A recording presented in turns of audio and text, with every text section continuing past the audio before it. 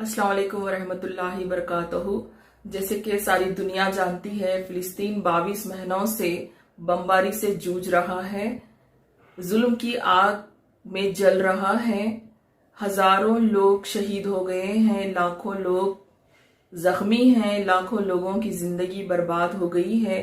आज गाजा की ये हालत है कि वहां पर खाने पीने की अशिया तक नहीं है, और जो लोग जख्मी हैं उन लोगों को दवाइयाँ नहीं हैं, और जो लोग सेफ साइड में हैं उन पर जुल्म हो रहा है, उन पर बर्बरियत हो रही है। इजराइल अपनी बर्बरियत जारी रखा है।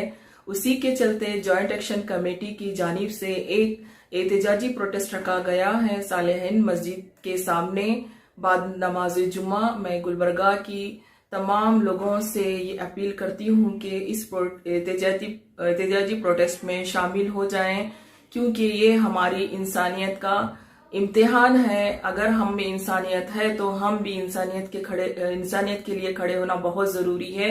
जज़ाकल्लाह खैर। अस्सलाम वालेकुम वरहमतुल्लाहि वबरकातुहू।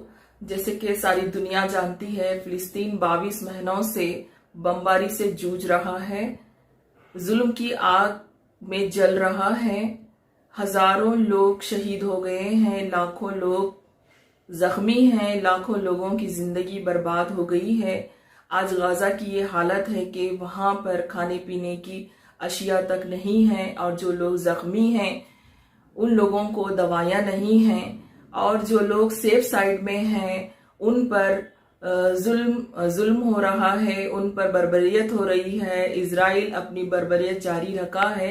उसी के चलते जॉइंट एक्शन कमेटी की जानिब से एक एहतजाजी प्रोटेस्ट रखा गया है सालेहिन मस्जिद के सामने बाद नमाज जुम्मा। मैं गुलबर्गा की तमाम लोगों से ये अपील करती हूँ कि इस एहतजाजी प्रोटेस्ट में शामिल हो जाएं, क्योंकि ये हमारी इंसानियत का इम्तिहान है। अगर हम में इंसानियत है तो हम भी इंसानियत के लिए खड़े होना बहुत ज़रूरी है। जज़ाकल्लाह खैर।